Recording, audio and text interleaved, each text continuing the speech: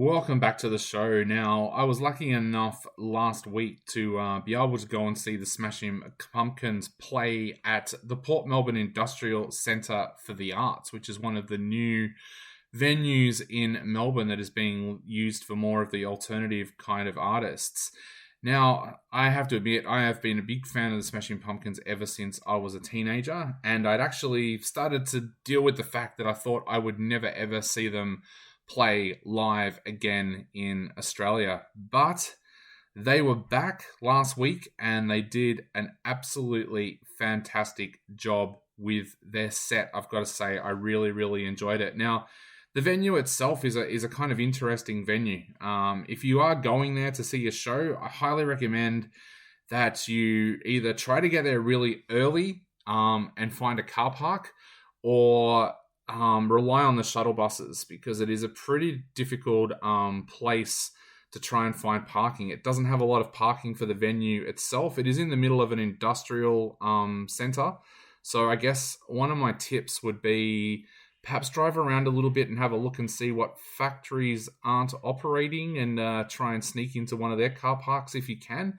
Of course, you're going to take the risk there that you might get towed if the owner of the factory is not an understanding person. But yeah, it's an interesting venue because it basically is a factory that's been now decked out to hold shows. Not exactly a bad venue itself, but yeah, the parking can be a little bit of a nightmare. So that's just my tip for that.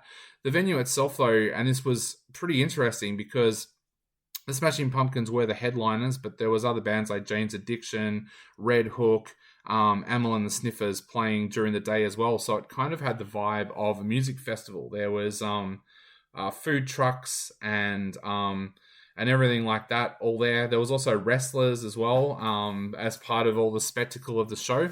And that all came together pretty well. In fact, going into the factory to watch the Smashing Pumpkins play, it almost felt like you were kind of in some underground club in New York or something like that there to watch them. I think what impressed me the most, though, about the Pumpkins and their set was this felt like it was a set for the fans. You could forgive them for thinking, you know what, we're going to play a lot of our newer stuff and not a lot of the older stuff, but they didn't. They played an absolutely fantastic set that covered pretty much their entire career. There was classics on there like Bullet with Butterfly Wings, Today. They even played We Only Come Out at Night, which I absolutely loved because I love that song and did not think I would hear them play it live the other night. Tracks like Ava Adore, Tonight, which they did acoustically. The highlights of the night, though, were clearly Cherub Rock and Zero, which really saw the band hit their peak. They played those tracks so heavy that it felt like the Smashing Pumpkins of old. 1979, of course, had the audience up off their feet and singing along. And again, great that they were able to go back and do an older track like that. They also did things a little bit differently during the show as well.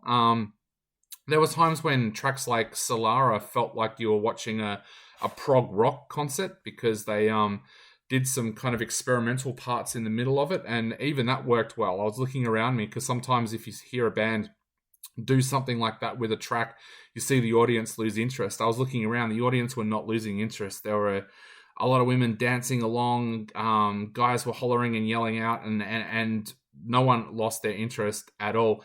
The little acoustic bit in the middle of the show as well was kind of fascinating. They did a cover of Under the Milky Way, the Church track, and James Iha said that that's one of his favorite tracks and he loves the Church, and that was the reason why they did it.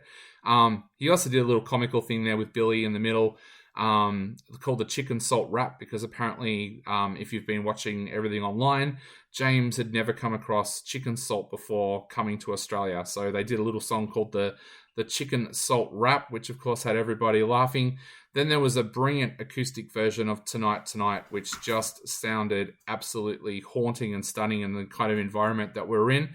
And then Katie Cole, their backing vocalist, she did an a cappella version of You're the Voice, and wished all the best for John Farnham to try and get well soon. And of course, that had the entire audience singing along. It was like when Daryl Braithwaite does The Horses. Everybody wanted to sing along to You're the Voice. So that was a really, really special moment.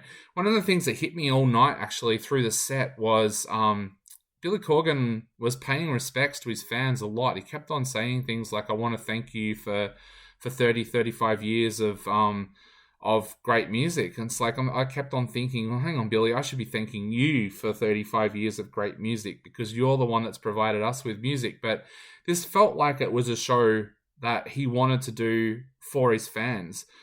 He was thanking them. There was touching little moments, like I said, where they did a version of You're the Voice, which was well received by all the Aussie fans, even doing a cover of The Church. Of course, again, another great Aussie band. It really felt like this was a big thank you for Aussie fans over the years. The band itself was just absolutely on song. They played as heavy as they have been for years and years.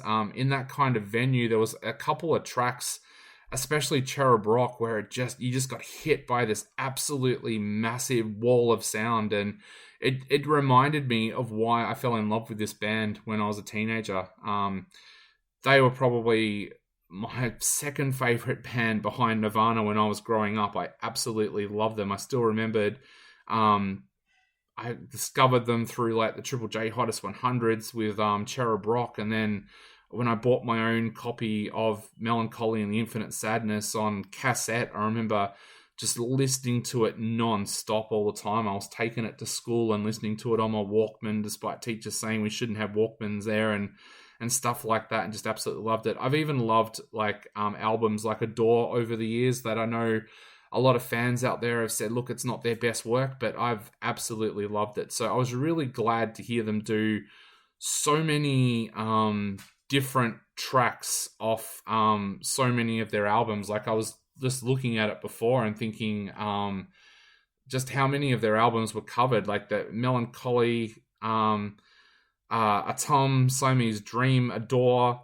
Shiny and Oh So Bright, and all of them had at least one song being represented off them. So I haven't seen a band for a while, actually, that's done such a great mix of their own tracks with some covers thrown in as well. So if you're thinking about heading along and seeing the Smashing Pumpkins on this tour, definitely go along and check them out because this is an absolutely fantastic set list that they've put together. The entire band is playing the best that they have played in years. Chamberlain sounds amazing on drums. James Iha and Billy Corgan, you almost think, how lucky is this band to have two such amazing guitarists in the one band, because they are both stunning with the way that they are playing at the moment. Like I said, my highlight was the massive wall of sound that just hit you full on in the face when you were listening to Cherub Rock. But look, this was an amazing show.